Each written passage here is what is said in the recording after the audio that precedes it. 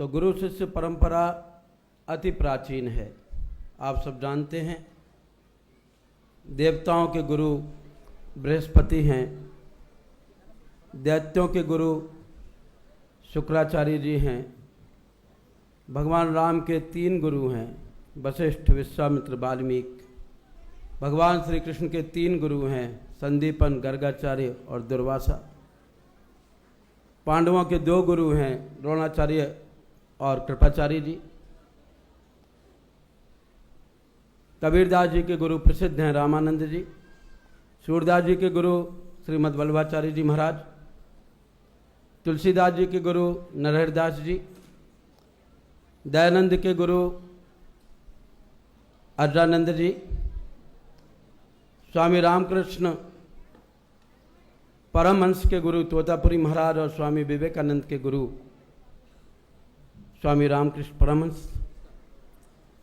उसी परंपरा में यदि वर्तमान समय में देखें तो 2 व्यक्तित्वों ने गुरु का बड़ा महत्वपूर्ण कार्य किया है।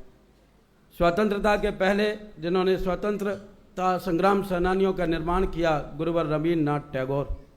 और स्वतंत्रता के बाद यदि देखें तो जिन्होंने सच्चे अर्थों में एक सदगुरु की भूमिका का निर्वाह किया, आमल खेड़ा में जन्म लिया, गायत्री तपोभूमि मथुरा में तप किया, शांतिकुंज युग तीर्थ गायत्री तीर्थ का निर्माण किया, देव संस्कृति का सपना देखा और ब्रह्मचर्य शोध संस्थान जैसी प्रयोगशाला जनमानस के सामने खड़ी कर दी।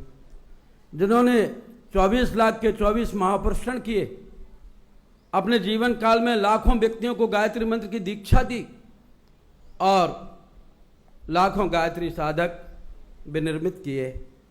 वे कौन गुरु हैं? वे हैं वेद मूर्ति तपोनिष्ठ परम पूज्य गुरुदेव पंडित श्री राम शर्मा आचार्य जी महाराज।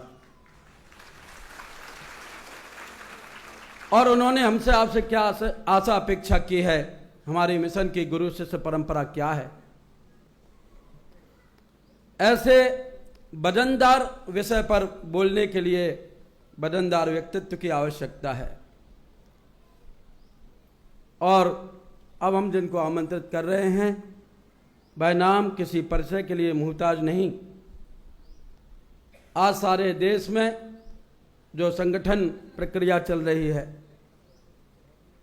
आज जो सारे देश में युवा जागरण का दिव्य जागरण कार्यक्रम चल रहा है तथा देश भर में जो आयोजनों की श्रृंखला बनी हुई है, उसके कुशल सचेतक आदरणीय श्री कालीचरण शर्मा जी भाई साहब, जो भिलाई में इंजीनियर थे लेकिन युग ऋषि की युग पुकार पर न्यौछावर होकर जिन्होंने अपनी एक बड़ी सर्विस को तिलांजलि दी और पूज्य गुरुदेव के स्वयं सेवक के रूप में बड़े सौम्य विनम्र ढंग से परम पूज्य गुरुदेव की सक्रियता को गति प्रदान कर रहे हैं, ऐसे हमारे आदरणीय अग्रज श्री कालीचरण शर्मा जी भाई साहब हमारे गुरु शिष्य परंपरा में अपना मिशन इस संदर्भ में वक्तव्य देंगे। आदरणीय शर्मा जी भाई साहब।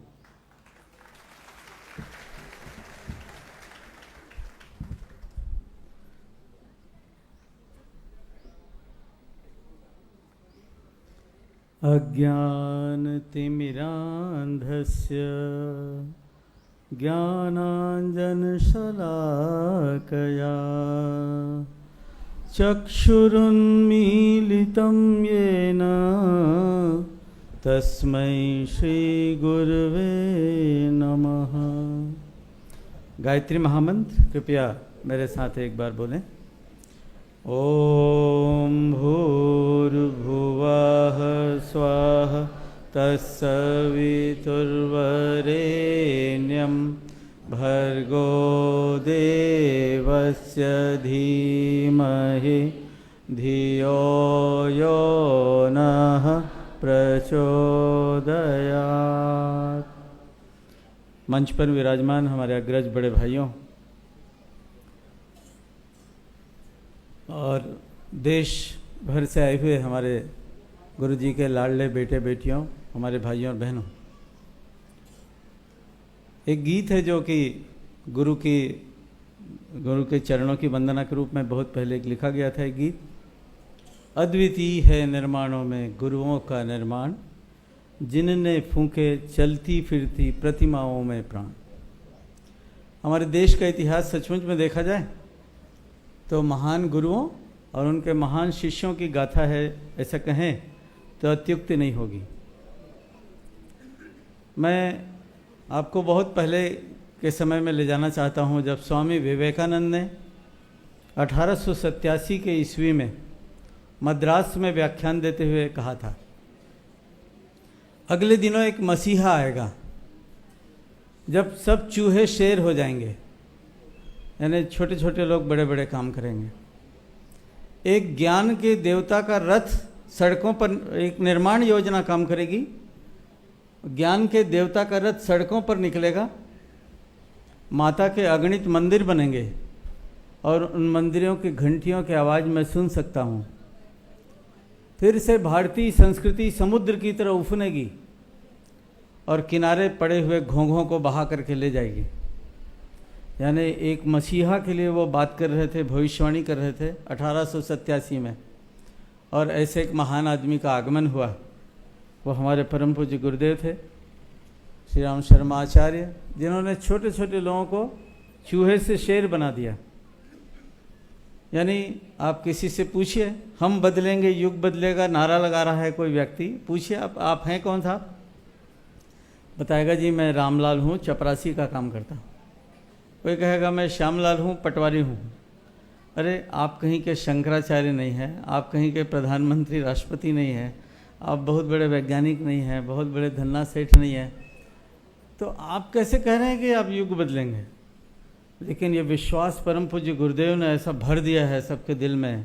एक गुरु ने शिष्यों में प्राण फूंक दिया है। रामकृष्ण परमहंस की एक उक्ति है, वो वांग्मय में से मैंने देखा, सामान्य गुरु कान फूंकते हैं, अवतारी महापुरुष सद्गुरु प्राण फूंकते हैं। अवतारी महापुरुष जब गुरु के रूप में आता है तो प्राण फूंक देता है और सब लोग ऐसे प्राणवान बन जाते हैं। एक मैं पुरानी घटना का जो आप लोग कथा के रूप में सुन चुके होंगे स्मरण दिला रहा हूँ कि कहते हैं कि रावण जब युद्ध करने निकला, आखिरी में रावण सब अपने भाई बंधुओं को मरवा चुका था। उसका बेटा, उसका भाई, उसके और सब रिश्तेदार सब मर चुके थे। अब थोड़ी सी सेना बाकी थी और उसको लेकर रावण निकला। वाल्मीकि रामायण में वर्णन है। अभेद्य रथ था, उसके भीतर बैठा हुआ था। वो चला तो क्या देखता है कि सामने वानरों की सेना समुद्र के रूप में खड़ी हुई है और हिलोरें ले रही है। मतलब सब लोग उसके रथ पे आक्रमण करना शुरू कर चुके हैं। कोई बानर जाके उसके रथ की ध्वजा तोड़ लिया, किसी बानर ने सारथी को मारना शुरू किया, कुछ बानर जो है बड़ा सा लट्ठ ले आकर के उसके रथ चक्र को तोड़ने की कोशिश करने लगे। तो रावण को बहुत आश्चर्य हुआ कि जो बानर मेरे राक्षसों के लिए भोजन हुआ करते थे, मेरे हुंकार मात्र से डर के मर जाते थे, वो आज ऐसा कैसे शौर्य दिखा रहे हैं। फिर वो सोचता है रावण, कहीं इसके पीछे भगवान का बल तो नहीं है। सच बात थी, भगवान का बल था उनके पीछे। ये वानर जो छोटे छोटे वानर थे, लेकिन वो रावण को चुनौती देने के लिए तैयार थे। भाई और बहनों, युग निर्माण में छोटे छोटे लोग महान कार्य करने जा रहे हैं, क्योंकि इसके पीछे हमारे गुरु सत्ता का महान बल है, ईश्वरीय बल है। गुरुदेव ने अपने ही शब्दों में दीक्षा का अर्थ भी यही दिया है। इस गुरु ने आपको इतना समर्थ कैसे बनाया। वे कहते हैं दीक्षा का अर्थ होता है प्राण प्रत्यावर्तन। समर्थ रामदास की विशेषताएं शिवाजी में, चाणक्य की चंद्रगुप्त में, रामकृष्ण परमहंस की विवेकानंद में हस्तांतरित हुई थी। ये प्राण का प्रत्यावर्तन करता है गुरु।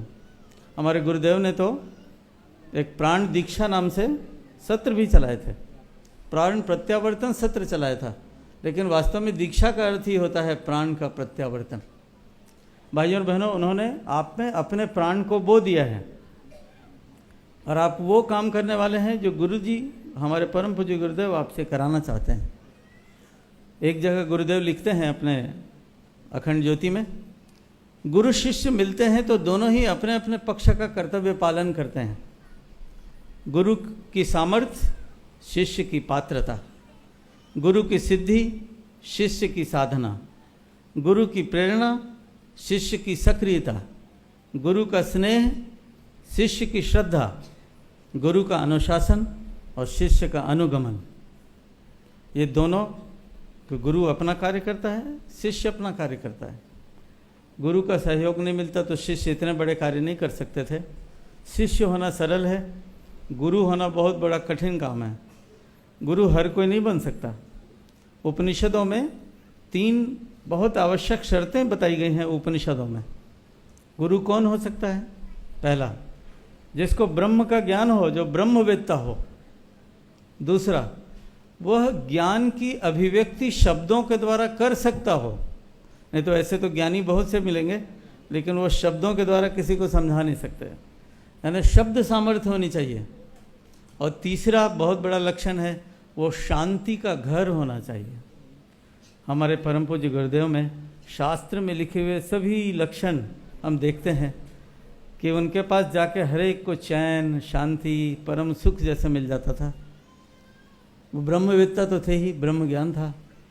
और दूसरा कि वो ज्ञान को शब्दों में इतना व्यक्त कर चुके हैं, इतना व्यक्त कर चुके हैं कि आपको इसके समान कोई आदमी ढूंढना मुश्किल होगा जिसने इतनी किताबें खुद लिखी हों, खुद सोची हों, लिखी हों, उसको प्रकाशित भी खुद करवाया हो और उसको पढ़ने वाले लाखों लोगों के बीच उसको पहुंचाने का नेटवर्क भी खुद बनाया हो।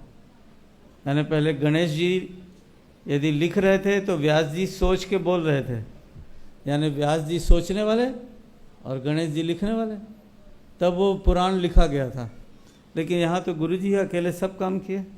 सोचने वाले गुरु जी, लिखने वाले गुरु जी, उसको छपवाने वाले गुरु जी, और फिर लाखों लोगों तक पहुँचाने वाले नेटवर्क गुरु जी का। भाइयों और बहनों, पूरे संसार में आपको ऐसा वो नहीं मिलेगा। ज्ञानदेव एक बहुत बड़े संत हुए हैं। उन्होंने अपने गुरु के बारे में क्या लिखा है? आप पाएंगे कि हमारे गुरुदेव में बिल्कुल वही सब बातें आप देख सकते हैं जो ज्ञानदेव ने गुरु के बारे में लिखी हैं। जिस शिष्य को अनुभवी सद्गुरु प्राप्त हुआ उसके लिए वह सब संतों में श्रेष्ठ है, क्योंकि दूसरे संत मेघ वृष्टि की तरह सर्वसामान्य उपदेश देने वाले होते हैं, लेकिन गुरु शिष्य की भूमिका ध्यान में रखते हुए आदि से अंत तक उसका मार्गदर्शन करता रहता है, मानो वह उसकी कामधेनु ही होता है। वे आगे कहते हैं, प्राथमिक अवस्था में, और यह हम सब पर लागू भी होता है, प्राथमिक अवस्था में वह उसे सुख, प्रेम और धीरज देता है। आगे उसका वैराग्य जागृत करके उसकी वासना की ग्रंथियां खोलता है। फिर उसकी आँखों में ज्ञानांजन डालकर उसे आत्मा का दर्शन कराता है और अंत में उसका बोध स्थिर करके उसके द्वारा धर्म संस्थापना का कार्य करवाता है। भाइयों और बहनों, ये सब बातें आपके जीवन में इसी तरह से आई होंगी। पहले गुरुदेव ने आपको सुख, प्रेम और धैर्य दिया, फिर आपका वैराग्य जागृत करके आपकी वासनाओं की ग्रंथियां खोली, फिर आपकी आँखों में ज्ञानांजन डाल के जैसे आत्मबोध करवाया, और फिर आपके द्वारा सबसे आखिरी में करवाया, जो करवा रहे हैं आप सबके द्वारा, धर्म की संस्थापना का कार्य। यदि उसे और बारीक शब्दों में कहें तो युग धर्म की संस्थापना का कार्य। गुरुदेव इस जीवन में एक बहुत बड़ा युग धर्म लेके आए थे इस संसार के लिए। इस जमाने में जो भी भगवान का भक्त होगा, जो भी सज्जन व्यक्ति होगा, जो भी दूसरों की भलाई करने वाला होगा, उसे इस धर्म का पालन करना पड़ेगा, युग धर्म का। वो है समयदान, नेकी के रास्ते में दूसरों को चलने के लिए प्रेरित करना, खुद 1 घंटा लगाना और दूसरों को 1 घंटे लगवाना। इसी को हमारे संस्कृत शब्द में कहते हैं लोक संग्रह। लोगों को कल्याण के मार्ग में प्रेरित करने को ही लोक संग्रह कहते हैं। तो ये लोक संग्रह का इतना बड़ा कार्य परम पूज्य गुरुदेव हमसे और आपसे करवा रहे हैं। भाइयों और बहनों, पिछले दिनों बहुत सी महान जोड़ियां हुई गुरु और शिष्य की। कुछ का नाम मैं ले रहा हूँ, नहीं तो फिर तो असंख्य जोड़ियां हैं गुरु और शिष्य की। एक पास पास के गुरु शिष्य की जोड़ी देखें। एक शिवानंद नाम के यहाँ पर गुरु हुए थे ऋषिकेश में, शिवानंद आश्रम है अभी भी। एक दिन उन्होंने अपने शिष्य को बुलवाया। उसके शिष्य का नाम था सत्यानंद। जवान थे सत्यानंद, 25-28 साल के रहे होंगे। उस दिन गुरु ने शिष्य को माला पहनाई। ऐसा होता नहीं, उल्टा है तो शिष्य ही गुरु को माला पहनाते हैं, पर उस दिन उन्होंने अपने शिष्य को माला पहनाई फूलों की। फिर अपने गले में जो रुद्राक्ष की माला थी उसको निकाल के पहना दी। फिर आज से कितने साल पहले की बात है, 108 रुपये उसके हाथ में रख दिए, शिष्य के हाथ में, और कहा बेटा मैं जो तुम्हें सिखा सकता था, मेरी शिक्षा पूरी हुई, मैं जो तुम्हें दे सकता था वो शिक्षा पूरी हुई, अब तुम एक दक्षिणा दो। तो हाथ जोड़ के खड़े हो गए सत्यानंद। कैसी दक्षिणा गुरुदेव बताइए? उन्होंने कहा घर घर जाके योग का प्रचार करो। और उस शिष्य ने फिर जीवन भर वो दक्षिणा चुकाई, जब तक वो जिए। 100 साल के आसपास की आयु में उन्होंने शरीर छोड़ा। अंतिम दिनों तक वो संसार में योग का प्रचार करते रहे। महान गुरु और महान शिष्य। एक गुरु हुए विरजानंद, मथुरा में रहते थे, प्रज्ञा चक्षु थे, और उनके शिष्य का नाम था दयानंद। एक दिन उनकी शिक्षा पूरी हुई और सब लोग गुरु दक्षिणा देने के लिए कोई कुछ ला रहा था, कोई कुछ ला रहा था, और दयानंद सरस्वती सोचे मैं तो सन्यासी हूँ, मैं क्या लाऊं? तो 1 पैसे या 2 पैसे का लौंग ले आकर के कागज में पुड़िया बांध के उन्होंने अपने गुरु के चरणों में रखा। गुरुदेव ये लौंग आपके चरणों में समर्पित करता हूँ। तो उनके गुरु ने कहा बेटा मैं ये लौंग नहीं चाहता, ये तू दक्षिणा ही देना चाहता है तो मुझे एक दक्षिणा दे। बोलिए गुरुदेव। उन्होंने हाथ जोड़ के कहा घर घर जाके वेद का प्रचार कर। और उस सन्यासी दयानंद सरस्वती ने जीवन भर, जब तक वो जिए, अपने गुरु को यही दक्षिणा चुकाई। वो घर घर जाके वेद का प्रचार करते रहे। भाई और बहनों, फिर गुरु दीक्षा देता है और शिष्य दक्षिणा देता है। गुरु धन्य होते हैं दूसरे कारणों से और शिष्य धन्य होता है दक्षिणा चुका के। दक्षिणा गुरु खुद नहीं लेते, लोक मंगल के लिए उसको लगवाते हैं। तो ये हमें भी क्या दक्षिणा चुकानी है? दक्षिणा क्या है? गुरु के शेष कार्यों को ही दक्षिणा कहते हैं। गुरु जैसे योग का कार्य पूरा नहीं हुआ था तो उन्होंने योग का प्रचार मांगा। वेद का कार्य पूरा नहीं हुआ था वेद प्रचार का, तो उन्होंने वेद का प्रचार मांगा। गुरुदेव यदि दक्षिणा चाहते हैं गुरु दीक्षा के बदले में, तो वो हैं गुरु के शेष कार्य। कौन कौन से कार्य पूरे नहीं हुए हैं युग निर्माण के, वो आपको और हमको देखना है। गुरु जी काम कर रहे हैं युग निर्माण का, लेकिन आपके अपने हिस्से का युग निर्माण बाकी है, उसको आप ही को करना है, गुरु जी नहीं करने वाले। गुरु जी अपने हिस्से का काम कर रहे हैं, आपको अपने हिस्से का काम करना है।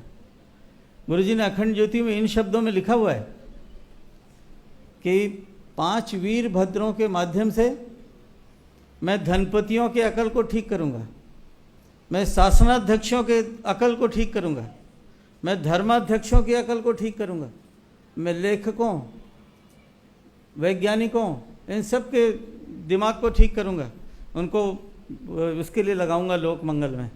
लेकिन एक काम हम लोगों के लिए छोड़ा है उन्होंने, गुरुजी ने, और काम तो बड़े बड़े गुरुदेव अभी भी कर रहे हैं। एक काम कौन सा है जो गुरुजी नहीं कर सकते भाई और बहनों, वो आप ही को करना है। कौन सा काम? वो घर घर नहीं जा सकते, जन जन तक नहीं जा सकते, गांव गांव नहीं जा सकते, गली गली मोहल्ले मोहल्ले जाकर घर का दरवाज़ा नहीं खटखटा सकते। ये आपको और हमको करना है, और केवल यही कार्य है जो गुरु दक्षिणा है। आपको कोई बहुत बड़ी किताब नहीं लिखनी है, कोई बहुत बड़ा ऐसा काम नहीं करना है जो शासनाध्यक्ष लोग करते हैं और बड़े बड़े लेखक और ये लोग करते हैं। आपको तो एक काम करना है, घर घर जाना है, गांव गांव जाना है, अपने लाज को और संकोच को ताक पे रख के जाना है।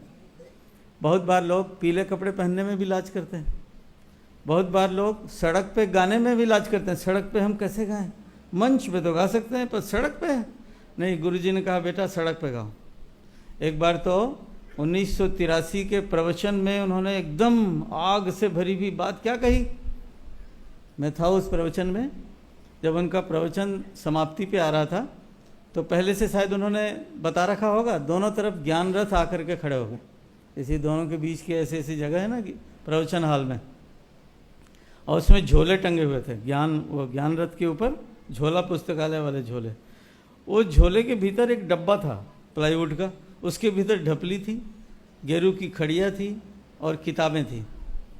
गुरुजी ने अपने प्रवचन में उस बात को कहा, देखो बेटा, जाते समय सब लोग झोला ले जाना, ये झोला पुस्तकालय ले जाना। ये 50 रुपये का है, इसमें किताबें हैं, प्लाईवुड का डब्बा है, ढपली है, गेरू की खड़िया है। यहाँ तक तो गुरुजी शांति से बोल रहे थे, फिर उन्होंने अपना स्वर बदला, खबरदार इसे घर में जाके बजाए तो, ढपली को घर में जाके बजाया, खबरदार घर में जाके यदि दीवार लेखन किया तो, घर में जाके यदि किताबें पढ़ी या पढ़वाई तो यहीं से जाते हुए शुरू करना।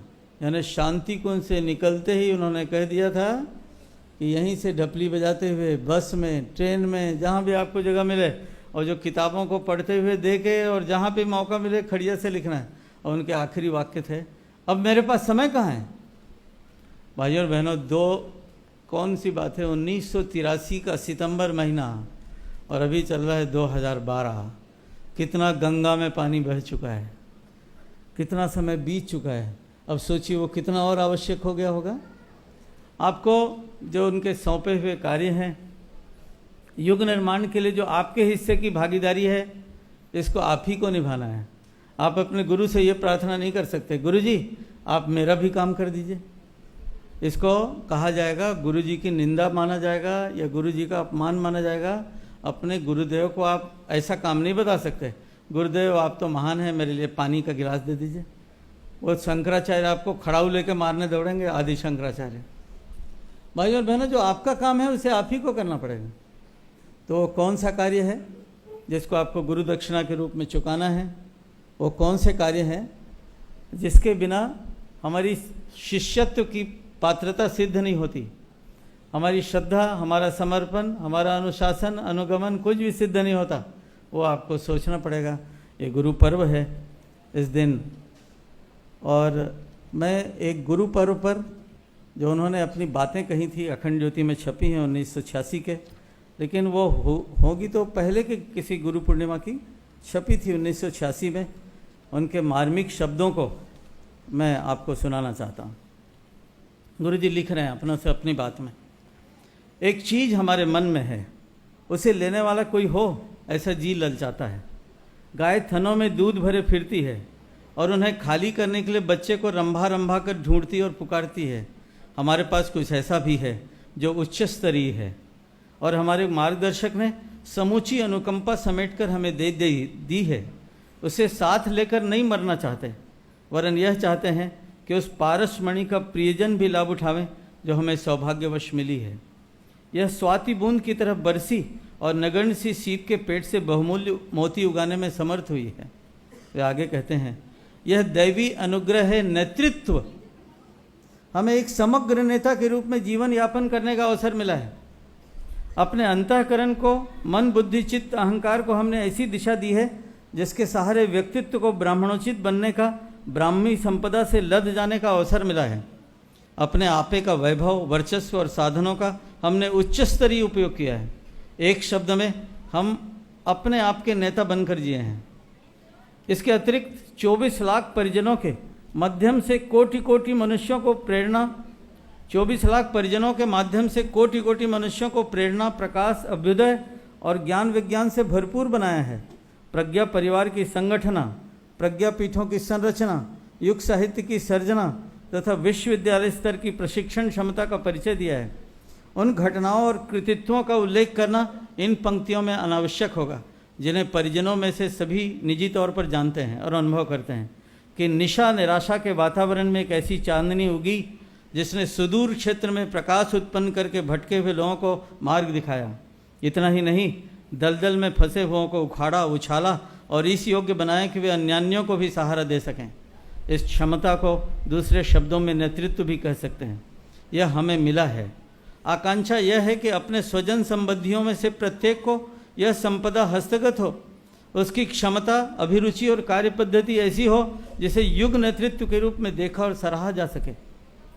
सिंह, हाथी अपनी शक्ल, सूरत व सामर्थ्य वाले बच्चे जनते हैं। हमारी आंतरिक अभिलाषा एक ही है कि जो हमें अपना समझते हैं, जिन्हें हम अपना समझते हैं, वे युग नेतृत्व करें, अपने आप को आदर्शों के राजमार्ग पर चलाएं और नैतिक, बौद्धिक, सामाजिक क्षेत्र में प्रगतिशीलता की क्रिया प्रक्रिया अपनाएं। समर्थ नाविक की तरह अपनी मजबूत पतवार वाली नाव पर बिठाकर स्वयं पार हों, अन्यान्य असंख्यों को पार लगाएं, ऊंचा उठाएं और ऐसा वातावरण बनाएं जिससे सर्वत्र बसंत सुषमा बिखरी दृष्टिगोचर हो। 1986 के अखंड ज्योति में सितंबर में ये प्रकाशित हुई थी और पहले कभी गुरु पूर्णिमा पर गुरुदेव ने ये बात कही होगी। भाइयों और बहनों, भगवान शंकराचार्य ने अपने गुरु की वंदना करते हुए गुरु के बारे में जो लिखा है संस्कृत में, उसका हिंदी भावार्थ यह है। उन्होंने कहा है, गुरु के बारे में जब मैं उदाहरण देने के लिए ढूंढता हूँ तो कोई ठीक से उदाहरण मिलता नहीं। वो इतनी गरिमा ऊंची है कि उसके किसी से तुलना नहीं हो सकती, यहाँ तक कि पारस से भी नहीं, पारसमणि से भी नहीं। पारस तो एक काम करता है कि लोहे को सोना बना देता है, और गुरु तो, सदगुरु, लोहे को पारस बना देते हैं। भाइयों और बहनों, हमारे गुरुदेव का व्यक्तित्व तो ऐसा ही था जैसे किसी कहावत में कहा गया है, जो लोहे को सोना कर दे वह पारस है कच्चा, जो लोहे को पारस कर दे वह पारस है सच्चा। भाइयों और बहनों, हमारे गुरुदेव ने वो चीज़ आपको दी है कि आप उसके माध्यम से उनके जैसा अपने व्यक्तित्व को बना सकते हैं। मैं कहता हूँ इस बात को, गुरुजी ने 1982 के मार्च या अप्रैल महीने में अपने प्रवचन में एक ऐसी बात कही थी, इससे बड़ी बात तो गायत्री परिवार ने कभी सुनी ही नहीं होगी, कि गुरुजी आपको अपने जैसा बनाना चाहते हैं। उन्होंने कहा, बेटा, प्रज्ञावतार इस धरती पर आ चुका है, गायत्री माता इस धरती पर प्रज्ञा के रूप में अवतरित हो चुकी है, और प्रज्ञावतार धीरे धीरे रोज बड़ा होता जा रहा है, पुष्ट होता जा रहा है। किसके ऊपर उतरेगी गायत्री माता? किसके ऊपर उतरेगा प्रज्ञावतार? जो अपने आप को हंस जैसा नीरक्षीर विवेक वाला बना लेंगे, उसके ऊपर प्रज्ञावतार उतर जाएगा। फिर उन्होंने उंगली दिखा के कहा था, मैं तुम सबको एक अंश का प्रज्ञावतार बनने की छूट देता हूँ। भाइयों और बहनों, इस बात को बोलने से पहले उन्होंने लाल मशाल की तरफ यहाँ पे इशारा किया था। पहले इस दीवार पे 20 फुट चौड़ा, 10 फुट ऊंचा एक लाल मशाल का चित्र था। उन्होंने गुरुजी ने ऐसा कहा था पहले, बेटा ये देखते हो लाल मशाल का चित्र, इसके नीचे लाखों लोग जो खड़े हुए दिखाई देते हैं, मैं तुम्हारा फोटो उसमें देखना चाहता हूँ। फिर उन्होंने ये गायत्री प्रज्ञा और इसकी बात कही थी और कहा था, तुम सबको एक अंश का प्रज्ञावतार बनने की छूट देता हूँ। भाइयों और बहनों, ये तो बात वही हुई, भगवान हमारे गुरुजी प्रज्ञावतार हैं और वो आपको भी एक अंश का प्रज्ञावतार बना रहे हैं। ज्ञानदेव की इस बात से मैं समापन करता हूँ। ज्ञानदेव, हम लोग ये मानते हैं कि गीता में भगवान कृष्ण ने गीता सुना दी अर्जुन को और उसको ज्ञान हो गया और वो करिष्य वचनम था, वो बोल दिया और सब हो गया। लेकिन ज्ञानदेव ने एक और बात लिखी है कि गीता का ज्ञान सुनाने के बाद रुके नहीं श्री कृष्ण, वो नीचे उतरे और अपने दाहिने हाथ से, जिसमें स्वर्ण का कंकण बंधा हुआ था, उससे अर्जुन को गले से लगा लिया और हृदय से हृदय में वो बात यहाँ से वहाँ ट्रांसफ़र कर दिया और द्वैत रहते हुए भी उसको अपने जैसा बना लिया। यानी अब उसके बाद, उस गले लगने के बाद ज्ञान तो दे ही दिया था उन्होंने, कृष्ण और अर्जुन में कोई फर्क नहीं रह गया। भले वो द्वैत भावना से तो फिर भी अलग थे। हमारे गुरुजी ने भी वही कार्य किया है आप सबके साथ। आप सब एक अंश के प्रज्ञावतार बनने के लिए आपको छूट दे दिया है। हाँ, इसमें थोड़ा सा पापड़ बेलना बाकी है, आपको कुछ प्रयत्न करना पड़ेगा, आपको कुछ अपने आप को धोना पड़ेगा, कषाय कलमशों को ठीक करना पड़ेगा, कमियों को दुरुस्त करना पड़ेगा, तो आप भी बन जाएंगे बिल्कुल गुरु के आत्मरूप। गुरुजी जब चिट्ठी लिखते थे अपने शिष्यों को तो मेरे आत्मस्वरूप ऐसे करके चिट्ठी लिखते थे। तो कितनी बड़ी बात है गुरुजी का आत्मस्वरूप बनना। भाइयों और बहनों, इतने सारे गुरुदेव आपके भीतर में जब अभिव्यक्त होने लगेंगे करोड़ों लोगों में, तो वो दिन दूर नहीं है जब वास्तव में सतयुग की वापसी होगी। प्रज्ञा युग सतयुग से भी श्रेष्ठ होगा। सर्वत्र सब लोग, जिसको एक संत ने कहा, राम राज्य यानी साम्य राज्य होता है, यानी सब में समता, एकता, शुचिता, ममता आ जाने को ही राम राज्य कहते हैं। जब तक साम्य नहीं आएगा, सब लोग एक जैसे नहीं हो जाएंगे, तब तक राम राज्य नहीं आएगा। तो गुरुदेव ने इसकी आधारशिला रख दी है। आप योग्य शिष्य बने, आप गुरु जी की आशा और आकांक्षाओं को पूरा करें, ऐसी मैं आप सबके लिए शुभकामना करता हूँ। और आपको भगवान लाभ प्राप्त हो, गुरु जी माता जी की कृपा आप सबके ऊपर बरसे। मंगल कामना।